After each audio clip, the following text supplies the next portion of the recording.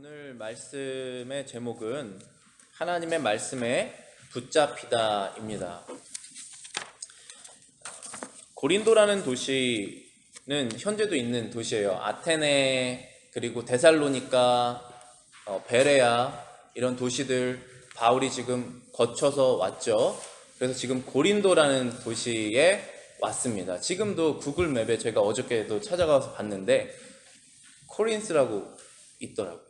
한번 가보고 싶어요. 근데 그 당시에 고린도는 어떤 도시냐면은 항구 도시인데 상업과 무역이 발달한 도시입니다.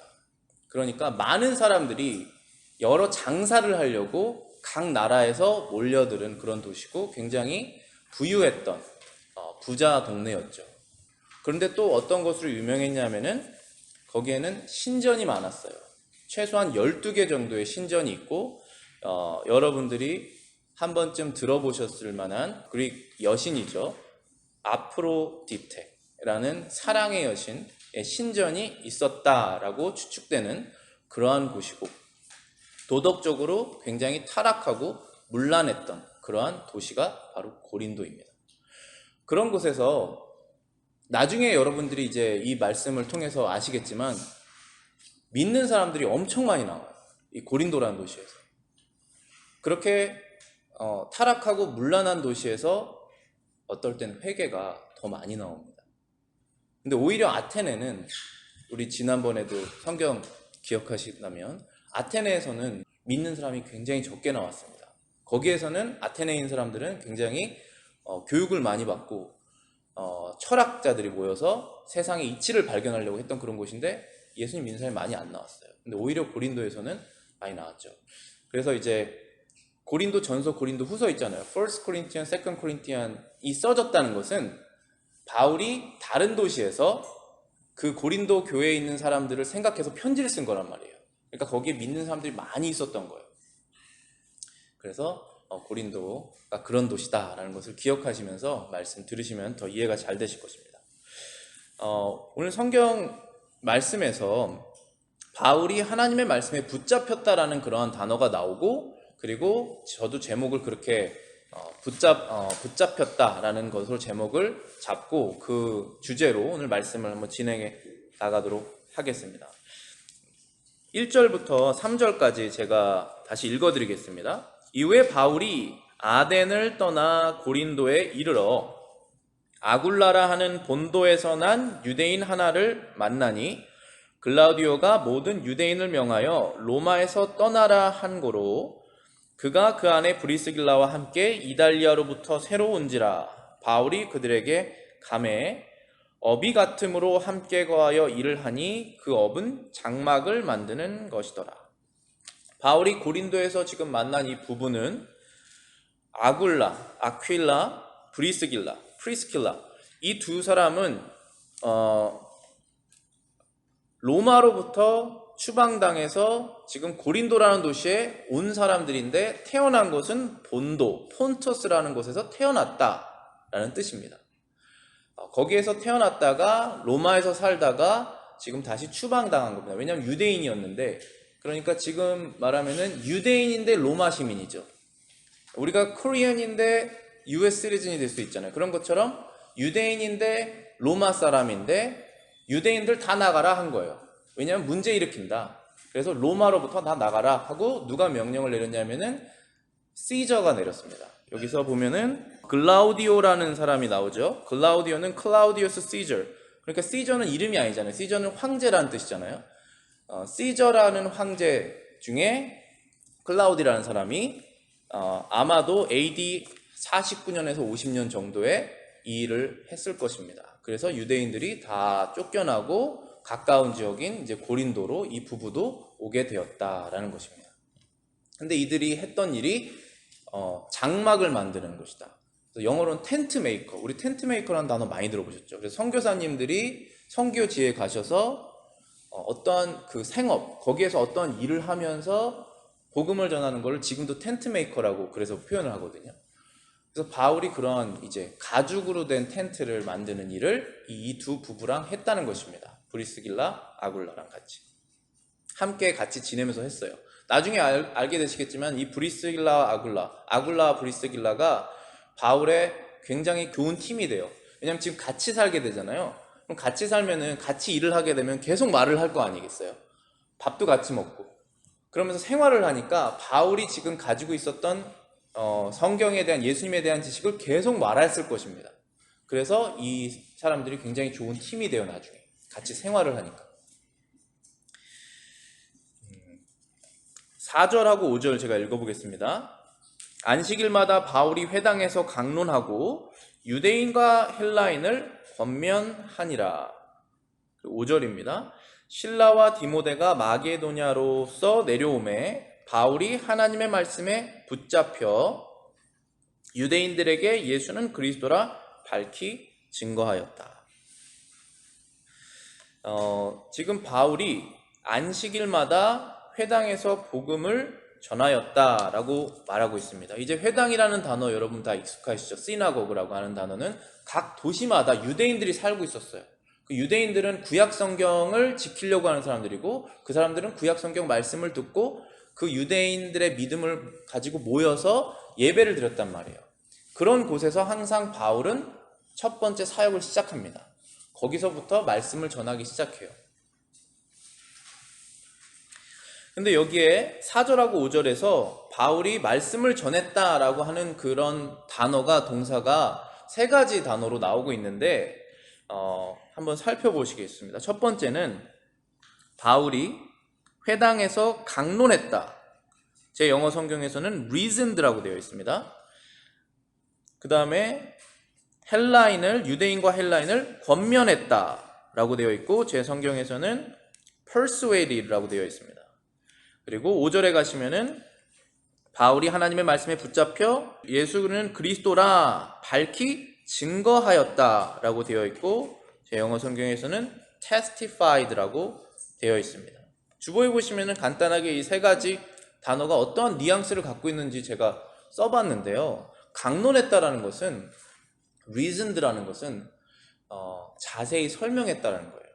조리 있게 강의하다, coherently teach. 그러니까 자세히 설명하는 것을 이렇기 때문에 이렇다, 이렇기 때문에 이것이 아니다. 자세히 알려주는 거예요. 이렇게. 그럼 이렇게 디스커스도 할 수 있어요. 하나님이 세상을 만들었다. 그런데 왜 하나님은 선하신데 지금 악한 것이 있느냐? 이런 질문들이 있잖아요. 자세히 설명하는 거예요. 하나님의 아들이 왜 사람으로 오셨어야 했느냐? 설명하는 거예요. 자세히 설명하는 것입니다. 그렇게 바울이 했고, 두 번째는 권면했다. persuade라고 되어 있죠. 간절하게 설득하는 것입니다. earnestly persuaded. 지금 똑같은 민족이에요. 바울도 처음부터 예수님을 믿지 않았죠. 바울도 예수님을 믿는 것이 하나님께 나쁜 행동하는 것이라고 생각했어요. 그래서 바울도 지금 예수님을 믿지 않는 그 유대인들이 왜 그렇게 생각하는지 너무나 잘 알아요.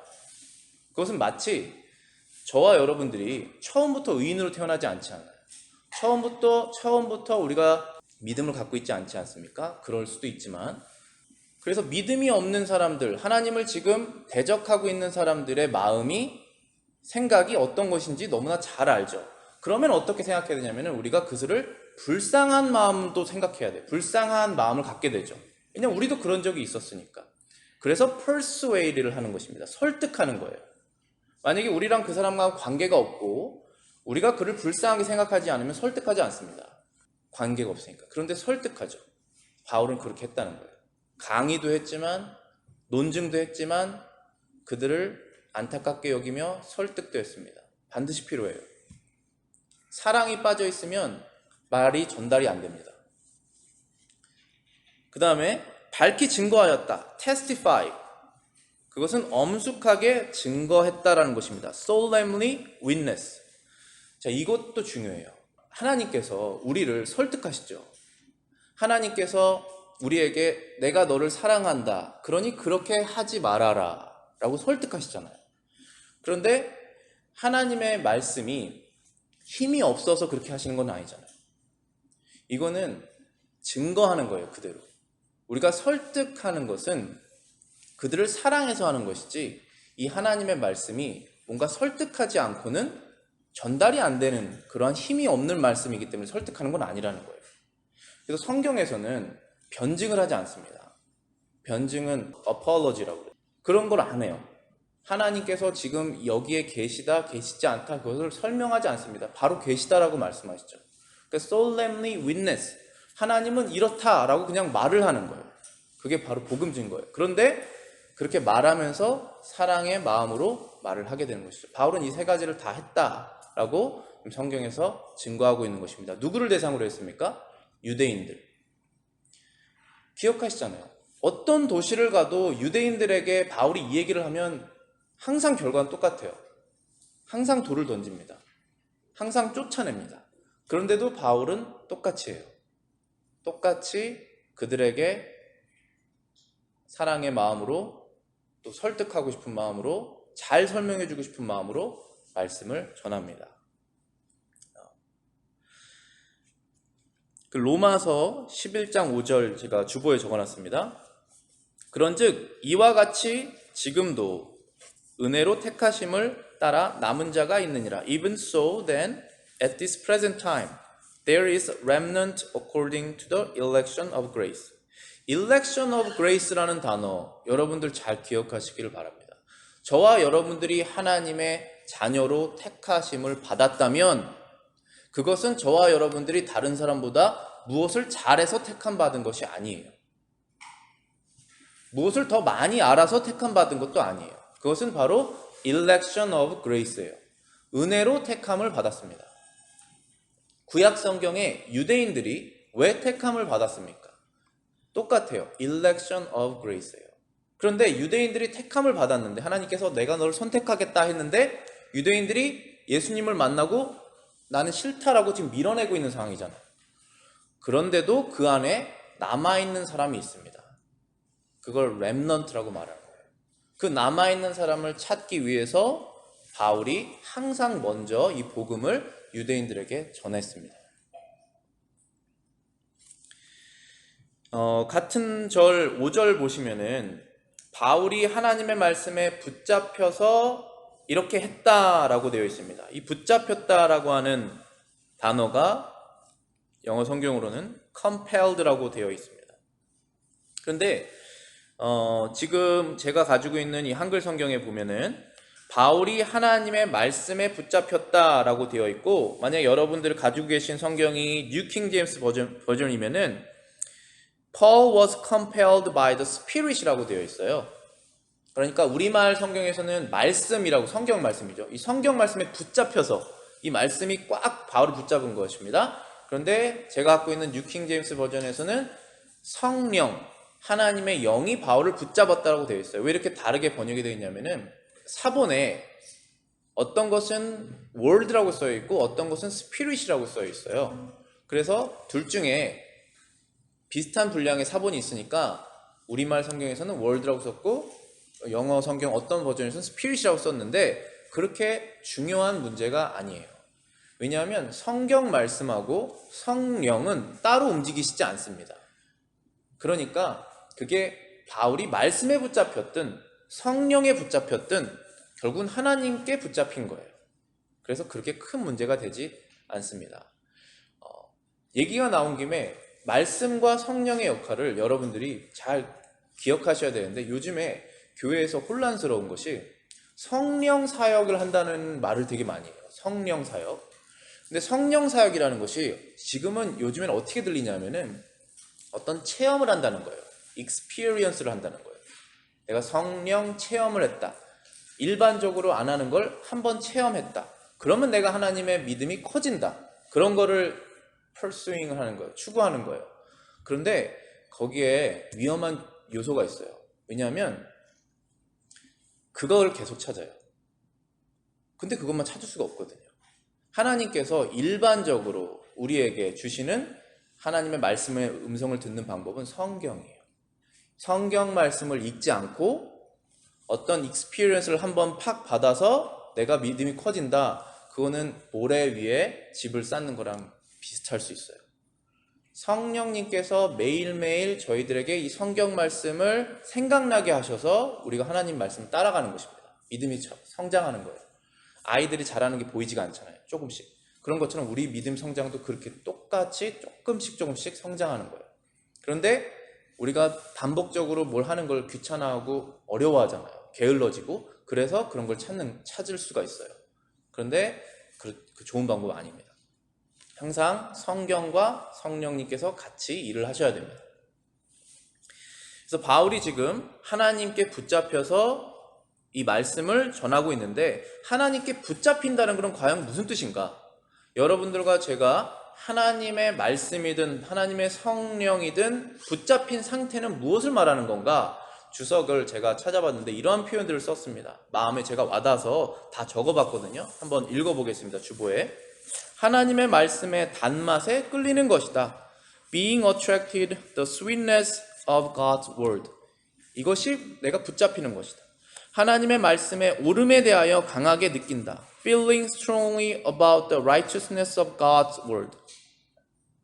하나님의 말씀을 두려워하는 것이다. Fear of God's word. 구원의 능력이 되는 복음의 위대성을 느낀 뒤에 그것을 전하지 않을 때 자기에게 화가 임하는 줄을 아는 것이다. Knowing how to bring all to yourself when you do not preach the gospel after feeling the greatness of the gospel that is power of salvation. 이러한 모든 감정들이 하나님의 말씀에 붙잡혔다라는 거예요. 저와 여러분들이 신앙생활하는 거는 자발적인 거예요. voluntarily 하는 거예요. 하고 싶으면 하고 하고 싶지 않으면 안 하는 것입니다. 그런데 그리스도인들은 뭐냐면 안 할 수가 없어서 하는 거예요. 여러분들이 하나님을 버릴 수가 없습니다. 그게 그리스도인이에요. 그래서 하는 것입니다. 왜냐하면 내 마음속에 그 말씀이 들어왔기 때문에, 믿음이. 자발적인 것이지만 버릴 수는 없는 거예요. 하나님의 말씀을 우리가 귀하게 여기고 하나님의 말씀에 벗어났을 때, 슬픔을 느꼈을 때 다시 하나님께로 돌아가는 것이잖아요. 그 좋았던 하나님과의 관계를 회복하기 위해서. 바울은 여기에 붙잡힌 것입니다. 그래서 어떠한 곳에서도 결과가 뻔하게 안 좋을지라도 하나님 말씀을 지키는 거예요. 두 번째, 바울은 하나님께 책임을 다했다는 부분 보시겠습니다. 5절 말씀 다시 읽어보겠습니다. 바울이 하나님의 말씀에 붙잡혀 유대인들에게 예수는 그리스도라 밝히 증거하였다라고 되어 있죠. 예수는 그리스도라라고 말한 것입니다. 그런데 원문을 찾아보면 그 어순이, 순서가 바뀌어 있어요. 그 그리스도는 예수다라는 것이에요. 예수는 그리스도라고 적혀 있지 않고 그 그리스도는 예수다라는 거예요. 왜냐하면 지금 이 유대인들이 예수는 누군지 몰라도, 인정하지 않아도 그리스도는 누군지 다 알고 있어요. 그리스도라는 단어가 헬라어가 그리스도고 히브리어로는 메사야잖아요. 메시아. 이 메시아가 누군지 다 알고 있어요. 하나님께서 이 세상을 만드신 하나님이시죠. 그리고 유대인이라는 백성들 하나님께서 택하셨어요. 그러면 그 유대인들은 얼마나 강해야 됩니까? 여러분들 기억하시죠? 솔로몬이 그 당시에 큰 나라를 이뤘고 다윗이 대적하는 적마다 다 이겼잖아요. 그것은 하나님께서 함께 하셨기 때문에 그런 것 아니겠습니까? 그런데 지금 유대인의 지금 상황이 어떻습니까? 얼마나 초라합니까? 다 흩어져 살아요. 자신의 고향에서 못 삽니다. 로마의 치하에 살고 있어요. 그래서 지금 메시아를 기다리는 거예요. 그 메시아. 자기 백성들을 구원할 그 하나님의 힘을 구하는 것입니다. 그래서 그 메시아가 누군지는, 메시아가 어떤 존재인지는 다 아는데 그게 누군지를 모르는 거예요. 그래서 바울이 지금 그 메시아가 예수다라고 말하는 것입니다. Christ is Jesus라고 말하는 것입니다.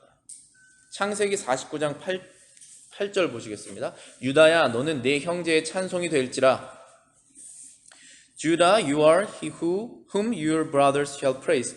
내 손이 내 원수의 목을 잡을 것이요.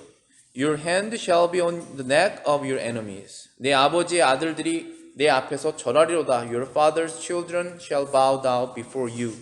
지금 이 말씀 누가 한 건지 기억하십니까? 야곱이 한 거예요. 야곱이 자기 자녀들에게 죽기 전에 축복을 했을 때 유다에게 축복을 하는 것을 기록한 것입니다. 유대인들 다 이 말씀이 무엇인지 알고 있어요. 유대인들의 에너미, 그 대적을, 그 목을 잡을 메시아가 온다라는 것을 다 알고 있어요. 그런데 유대인들이 뭐를 착각했냐 하면은 이 땅에서 하나님의 왕국이 세워진다고 생각했어요. 그래서 우리가 유대인이면, 하나님의 백성이면 세상에서 가장 잘 살아야지, 세상에서 가장 힘써야지 라고 생각한 거예요. 근데 예수님이 오셔서 기적을 막 베푸니까, 행하니까, 아, 저기 메사야가 왔다 라고 따라가요. 그런데 십자가에 죽으셨잖아요. 그러니까 이상하다 이거예요. 우리의 왕국을, 우리의 킹덤을 찾을 수가 없구나, 저 사람이 아니다 라고 한 거예요. 그런데 사실 유대인의 에너미는 누굽니까? 유대인의 에너미는 로마가 아니에요. 저와 여러분의 에너미가 누굽니까? 이 월드라고 생각하세요? 죄예요. 그 죄를 예수님께서 짓밟으시기 위해서 오신 것이 않습니까? 여러분과 저는 그 죄 문제가 해결이 안 되면 하나님의 나라에 들어가지 못하잖아요. 그게 에너미예요. 저와 여러분들을 누가 괴롭게 합니까? 여러분 스스로가 여러분을 괴롭게 하잖아요. 그 죄가 생겨서 괴롭게 하는 거잖아요. 그 죄가 생겨서 하나님과 관계가 끊어지는 거잖아요. 하나님을 아버지라고 못 부르잖아요. 부끄러워서. 그런데 예수 그리스도 통해서 다시 부르지 않습니까? 그것을 해결하시기 위해서 예수님이 오신 거예요. 그런데 유대인들이 그렇기 때문에 지금 이 메시아라는 그 단어는 그분이 어떠한 일을 하시는 것은 알고 있어서 지금 바울이 알려주는 것입니다. 메시아가 예수다. The Christ is Jesus라고 말하는 것입니다. 이사야 53장 11절입니다. 그가 자기 영혼에 수고한 것을 보고 만족하게 여기실 것이라. He shall see the labor of his soul and be satisfied. 나의 의로운 종이 자기 지식으로 많은 사람을 의롭게 하며 by his knowledge my righteous servant shall justify many. 또 그들의 죄악을 친히 담당하리로다. For he shall bear their iniquities. 그들의 죄악을 메시아께서 다 담당하신다는 것이에요. 그분의 능력이 크세요. 저와 여러분들의 죄가 너무나 많잖아요. 그걸 한 번에 다 담당하시려고 오셨다. 그 일을 메시아가 하셨다. 그분이 예수님이시다라고 바울은 지금 유대인들에게 말했습니다. 유대인들이 받아들였을까요? 받아들이지 않았어요. 유대인들은 그렇게는 하고 싶지 않다라는 거예요. 내가 착한 사람이 돼서 천국에 들어가겠다고 얘기를 하는 거예요. 그렇게 될 수는 없어요. 근데 그렇게 하길 원했어요. 그래서 바울이 이렇게 말합니다. 6절 읽어보겠습니다. 6절. 저희가 대적하여 회방하거늘 바울이 옷을 떨어가로되 너희 피가 너희 머리로 돌아갈 것이요 나는 깨끗하리라. 이후에는 이방인에게로 가리라. 너희 피가 너희 머리로 돌아갈 것이다 하고 바울이 옷을 털었다. 그리고 나는 깨끗하다라고 말했습니다. 이 부분이 오늘 설교에서 가장 중요한 부분일 거예요. 바울이 지금 나는 깨끗하다고 말하는 것은 나는 죄가 없다라고 말하는 것이 아니에요. 바울은 나는 내 할 일 다 했다라고 말하는 것입니다. 나의 responsibility는 이제 fulfilled, 됐다라는 것입니다. 왜 됐습니까? 바울이 말했기 때문에 된 것이에요. 이제 유대인들이 예수님을 받아들이지 않는다면 예수님께서 그들의 핏값을 치르신다라고 약속하셨는데 그것을 받아들이지 않는다는 것은 자기 스스로 그 핏값을 내겠다는 뜻이에요. 그래서 무서운 말이죠. 너의 머리에 너의 피가 돌아갈 것이다 라고 말한 것입니다. 스스로 자신의 righteousness로 하나님의 앞에 서겠다라고 하는 사람들은 그렇게 하여라. 그러나 그 피가 너에게 돌아갈 것이다. 나는 그 말을 전했다. 그러니 나는 clean. I'm clean이라고 그런 거. 나는 분명히 말했다. 그래서 나는 clean. 저는 분명히 말했어요. 그래서 저도 clean이에요. 여기에서. 하나님 앞에 섰을 때. 그 부분이 교회에서 확실히 전해져야 돼요. 그렇지 않으면 우리도 responsibility를 다 한 거 아니에요. 여러분도. 그것을 말해야지 구원이 옵니다. 하나님께 나아갈 수 있단 말이에요. 그것이 없으면 죄가 해결이 안 돼요. 그래서 에스겔 3장 19절에 분명히 하나님께서 이렇게 말씀하셨어요. 내가 악인을 깨우치되 그가 그 악한 마음과 악한 행위에서 돌이키지 아니하면 Yet if you warn the wicked and he does not turn from his wickedness nor from his wicked way 그는 그의 죄악 중에서 죽으려니와 he shall die in his iniquity 너는 내 생명을 보존하리라 but you have delivered your soul 에스겔 선지자에게 말한 거예요. 에스겔 선지자가 하나님의 말씀 전하기 어려웠습니다. 선지자들은 말하면 다 죽여요. 그런데 말을 하라는 거예요. 왜냐하면 에스겔이 죽어도 그의 영혼은 보존되잖아요. 말하지 않으면 그 사람도 보존 안 되고 너도 보존 안 된다는 거예요. 이게 그리스도인들의 길이에요. 여러분들 크리스천이 어떤 것이라고 생각하시고 다 믿음을 고백하시고 교인이 되셨습니까? 우리가 바라보는 분은 예수님이시잖아요. 그분의 지금 세상의 끝의 포인트는 십자가였잖아요. 우리가 그분을 지금 따라가는 것이지 않습니까? 무엇이 좁은 길이냐고 물어보신다면 그 길이 좁은 길인 거예요. 그러나 거기에 생명이 있어요. 거기에 라이프가 있는 거예요. 마지막으로 3번입니다. 바울은 하나님께 받은 의무를 계속하였다. Paul continued his duties. 7절입니다. 거기서 옮겨 하나님을 공경하는 디도 유스도라 하는 사람의 집에 들어가니 그 집이 회당 옆이더라. 지금 이제 회당에서 말씀 전하는 걸 이제 그만했어요. 유대인들이 받아들이지 않기 때문에 나는 이제 다른 곳으로 간다. 다른 곳이라는 고린도에 엄청 많은 사람이 살았잖아요. 유대인들 말고도. 유대인들은 소수죠. 헬라 사람들, 그릭이 더 많이 살았으니까 그 사람들한테 간 거예요. 그런데 바로 옆으로 그 회당에서 바로 옆집으로 간 거예요. 그 사람의 이름이 나와 있죠. 디도 유스도라고 나와 있습니다. 저스라는 사람으로 되어 있죠. 그러니까 고린도에서 이방인 첫 번째 믿는 가정, 그 이제 교회가 생긴 거예요. 가정교회. 마태복음 10장 14절입니다. 누구든지 너희를 영접하지 아니하고 너희 말을 듣지도 아니하거든 and whoever will not receive you nor hear your word 그 집이나 성에서 나가 너희 발의 먼지를 떨어버리라. When you depart from that house or city, shake off the dust from your feet. 바울이 이 말씀대로 다른 곳으로 갔는데 바로 다른 곳이 바로 옆집이었어요. 회당에서 바울이 말 전한 거를 듣고 믿음이 생긴 사람들이 생겼어요. 그래서 그 옆집으로 이제 오게 됩니다. 그 중에 어떤 사람도 있었냐면은 회당장이 있었다라고 써 있습니다. 8절 보시겠습니다. 회당장 그리스보가 온 집으로 더불어 주를 믿으며 수다한 고린도 사람도 듣고 믿어 세례를 받더라. 회당장이니까 회당을 준비하는 그런 룰러죠. 거기에 이름이 그리스보라는 사람이 있었습니다. 그 사람도 지금 유스도라고 하는 그 가정교회에서 바울이 말씀을 전하는 걸 통해서 믿고 세례를 받았다는 것입니다. 그런데 그 그리스보라는 사람이 굉장히 중요한 사람이었을 거예요. 왜냐하면 회당의 장이었으니까. 회당에 있는 사람들은 아무도 안 믿지만 거기에 회당장이 믿게 된 거예요. 그래서 세례를 받았다. 근데 그리스보 한 명만 세례 받은 것이 아니죠. 여기 보면은 먼저 그리스보의 가정, 그의 패밀리가 세례를 받았다라고 믿음을 얻었다라고 써 있고, 그리고 수많은 고린도 사람들, 고린도 헬라 사람들이 그 믿음을 얻었다는 것입니다. 유대인들이 거부했던 그 가스펠, 복음을 헬라 사람들이 얻어서 고린도 교회가 굉장히 커지게 돼요. 거기에 믿는 사람들이 많이 생기게 됩니다.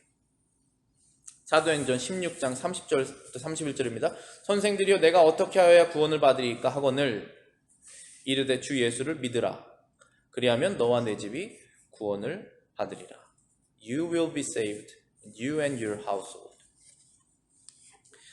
그래서 그리스보와 그의 아내와 그의 자녀들 다 믿음을 얻고 세례를 얻었다라는 것입니다. 오늘 제가 말씀을 마치면서 항상 그래요. 지금 여기 성경에서 사도 바울이 지금부터 2000년 전에 했던 일이 나랑은 무슨 관계냐를 찾으셔야 되잖아요. 그래서 제가 이 성경을 읽으면서 키포인트가 뭐냐 생각해 봤을 때 맨 주보에 이제 마지막으로 적어놓은 그 문장인데요. 단어들인데 한번 읽어볼게요. Everyday, 매일매일이 compelled by the word and spirit, 하나님의 말씀과 하나님의 성령에 붙잡혔느냐 붙잡히지 않았느냐예요. Everyday. 그 다음에 Christian duty, 하나님의 말씀을 지키는 것이에요. 복음을 전하는 것만 지키는 것이 아니잖아요. 우리 다 하나님께서 나에게 뭘 원하시는지 알고 있지 않습니까? 제가 알려드리지 않아도 다 알고 계시잖아요. 그 크리스천 듀티를 하는 거라고요. 사베스만 했습니까? 썬데이만? 에브리데이 했잖아요. continue예요. continue. 그래서 last word가 continue라는 것이 바울이 회당에서 안 되니까 그 옆집에서 계속 했다는 거예요. 그러려면 우리가 말씀과 성령에 붙잡혀야 돼요. 그래서 하나님께서 이 일주일을 우리에게 주신 거예요. 일주일을 우리가 받은 거잖아요. 그때 받았을 때 썬데이부터 시작하라는 거예요. 썬데이부터 시작해서 하나님께서 이 세상을 다 이겼고 천국이 너희의 것이니 하나님께 순종하여서 살아라 라는 거예요. 그걸 알려주시고 먼데이부터 시작이에요. 썬데이에 받은 은혜를 가지고 월요일부터 사는 것입니다. 썬데이에 여러분들이 듀리를 하셨다고 I'm done 하면 안 되잖아요. 그렇게 쭉 사시다가 다시 회복하는 거예요. 왜냐하면 완벽하지가 않으니까 우리가 다시 시작하는 것입니다. 썬데이. 그런 여러분들 되시길 바라겠습니다.